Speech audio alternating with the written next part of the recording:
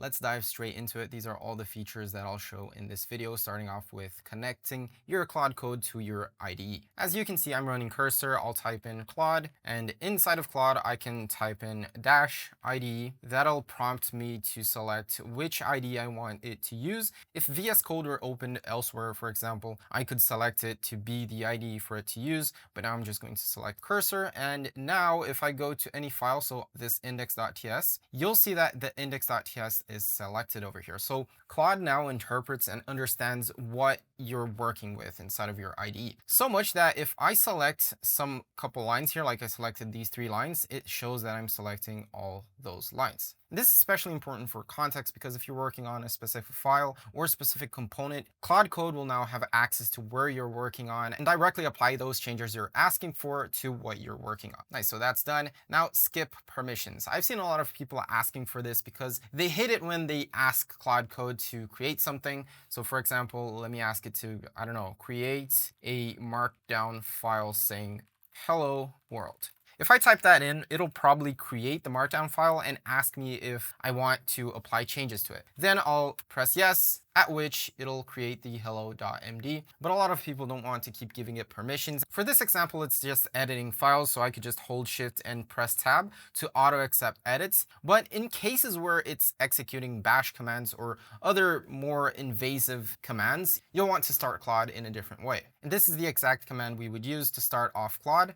When you execute it, you'll see that bypassing permissions is toggled on here. So because of that, now if I say something like create a markdown file saying bye, it won't ask me to edit or anything. And if it were to apply any commands, it would do so without asking me if I allow it to execute it or not. Nice, so that is also done. Skip permissions and be careful using this command, okay? As for enter shift, this is something that really bugged me for a while because I was using cursor, and in cursor you could just shift, like type something in here, just shift enter and skip that line. Inside of Claude Code, it's different. So /clear, if I type in anything, I have to either slash and then enter, /enter/enter. And if I shift enter, it will just send off the command if you don't have this configured up here. And without configuring it the way I'll show you, you won't be able to shift enter like I'm doing it right now. The way to configure it to use that is just typing in /terminal setup. Hit that. For my case, it already has this. I can open it up by holding Ctrl and clicking on it. So yeah, this is how you get past this issue of using shift enter. And I wrote down enter plus shift, but yeah, shift plus enter. Now something pretty interesting that I found out and really helps me with especially Next.js projects is that you can place a claude.md in different directories. So let's suppose this is your entire project. Then you have different folders in it. So let's place in this folder and yeah, a second folder in here. Usually people only have one claude.md file. In these 2 folders, for example, one can be server side and the other one could be client side. The thing is that you have some specific rules for the server, and you don't want to place that in this main Claude over here because every time you're working in the client, the LLM will have the context from the server, which is most time useless. So what you can do is place in a claude.md inside of these specific files. You will still keep using the main claude.md in the root of the project, but whatever you have in there shouldn't be specific to one part of the project. It should be the overall context of the project. An example I can show you is a community dashboard project I'm building. In its main claude.md, I just instructed how it could run the project and everything. But as you go inside of the dashboard, you'll notice I have another claude.md. This claude.md specifies only things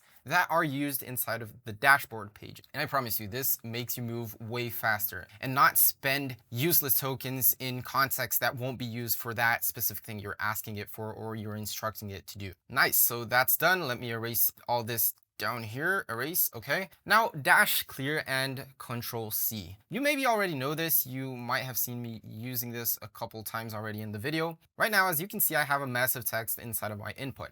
To clear this out, I've seen a lot of people, even some content creators, erase everything line by line or like character by character, just backspacing it. But you don't have to do that because if you have a lot of things typed in, the best way to erase everything is just ctrl+C. That's it. And another thing you should do to not waste your your tokens is always clear out the conversation every time you change the scope of what you're working with. So if you asked it to build a specific endpoint or a specific feature or change a style of something, and now you're asking it to build something different, you have a different task, always /clear to wipe out that context, or else it'll still use useless context and waste your 5-hour token limit in case you're in the pro plan. Nice, that's done. Pretty simple. Now let's move over to the common workflows. I found these common workflows inside of Anthropic's documentation for Claude Code best practices. These are different ways you can approach asking it to solve a task. So first, explore, plan, code, commit. I think this is the best option for vibe coders, whoever doesn't want to mess with code. Just explore in the sense of, okay, get the context you need, because I won't provide you that specific context. If you know how to code, it's best you just go inside of the code, find whatever is the right context and just provide it whatever you need it to do. If you don't, just ask it to explore, ask it to plan for that. And you can really do that by just toggling Shift Tab and using the plan mode. I feel like you don't have to prompt it specifically to go over and explore, since the plan mode, for it to get the context needed to plan out everything, it will have to explore. The next suggested workflow is more for developers, so write tests, commit, code, iterate, and commit. All this is pretty useful, but it's more aimed towards developers using test-driven development (TDD). Finally, we have write code, screenshot results, and iterate. But you already use Claude Code, you know that it doesn't take screenshot on its own. That is why we hook up an MCP for it to handle that task. So this is pretty much covered, and now let's move over to MCPs and how you can install a really effective MCP for not only taking screenshots, but also browsing the web. And the MCP we'll be using is the one from Firecrawl. It's extremely easy, and all you really have to do is grab whatever is in here from any MCP, depending on the MCP you're using. For Firecrawl specifically, you just copy in this part of the MCP and paste it in right here. So shared server, paste that in. Since I already filled in my API key, I'll leave it like that. And you might have seen someone mentioning a different way to install this. I just think it's much easier to just create the .mcp.json file and place that in there. But there are different ways where you can add the MCP just using the Claude MCP add command. You can either add this to your project, you can add this globally, or you can add this as a user scope. This .mcp.json I'm talking about is project scope, and it's a result of when you use this command. So instead of using that command, just copy this and use it as the base to create and add whatever MCP you're using. As soon as you're done with that, when you execute Claude, it'll identify that MCP and ask you if you want to use that MCP. Just hit enter, and from that point on, it'll understand the MCP it has access to and use it whenever you ask it to. This is an example of where I used it to scrape Firecrawl's documentation and fetch whatever is in here and retrieve instructions of how to use this endpoint. No need for creating code. I specifically tell it to not create code because sometimes, since it's in the interface and has the context code, it'll maybe look at that documentation and say, okay, I can implement something, like I can start scraping something here. And since I don't want that, I clearly specify that. That's also inside of the Anthropic documentation, that you specify and be really clear as for it to not create code when you're asking it something. So it went on and used the Firecrawl MCP to scrape it and retrieve to me, explaining me exactly how I can use that specific endpoint. Then, since we were talking about screenshots, I basically asked it, can you use Firecrawl to take a screenshot of this page and place it in the main directory of this project? Then I sent the link of the page, it used the Firecrawl MCP, and this is what we got. There's a lot of things people can do with these screenshots, like copy entire landing page styles, but yeah, be careful stealing other people's design. Aside from that, there's the extract feature from Firecrawl that will gather all the data of the website and bring it back already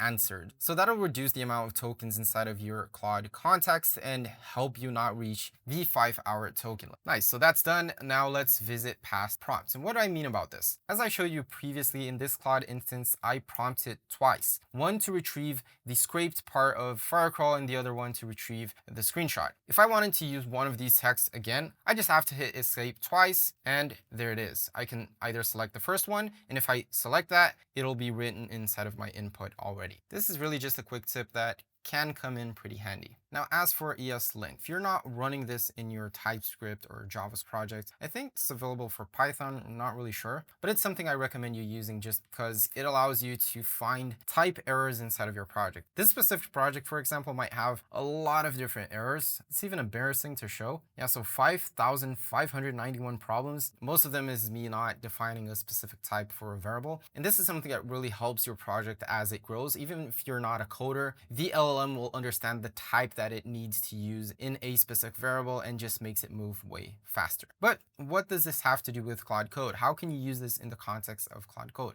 Well, now we have been introduced to hooks. This documentation will be in the description of the video, but basically when you execute hooks, let me type in claude/hooks, you'll see that we could set up a tool to work, a pre-tool that every time you execute a command inside of Claude, it will use this tool before, or a post tool. But what are these tools? Tools are basically commands that you execute inside of a bash. For example, we have Prettier. So if I have a really messy code like this, full of these spaces, I can trigger Prettier to fix all this up. If I'm editing the code manually, I can Alt-Shift-F and everything will be placed together, resulting in just a better code. And now because of these hooks inside of Claude Code, you can execute these types of commands. This is what they have inside of their documentation. And again, this is a personal preference, but I just for placing this code inside of the settings.local as it's already placed in here, what I instructed it to do is basically run the pnpm Prettier command in a post tool usage. I honestly think this is easier because if you do this from Claude,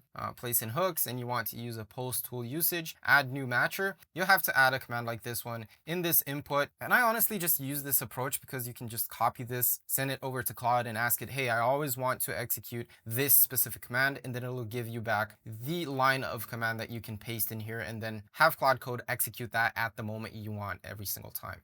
If you use hooks effectively, it definitely speeds up the process, but be careful with these bash commands. Next up is a pretty simple tip, which is how you can continue from a previous Claude instance. I've seen people let their computers turn on overnight just to not lose the context from Claude Code, but all you really have to do, so for example, let me start a conversation here, just answer hello. It should answer me hello as soon as possible. Okay, hello. And if I close this and clear out the terminal, I can still go back to that same instance by just typing in claude -- continue. And we're back to that same instance. Nice, so this is also done. Let's go on to the final one, which is pretty important, especially if you're working with different projects. In my case, I'm working on two projects. So one is the front end, which is the community dashboard, and the other one is the aggregator, which is community gather. The way that I work and give the full context over to Claude Code to understand what code is in both of them is just going inside either one of them. So let's go inside of the community dashboard. Now in here, you'll want to type in Claude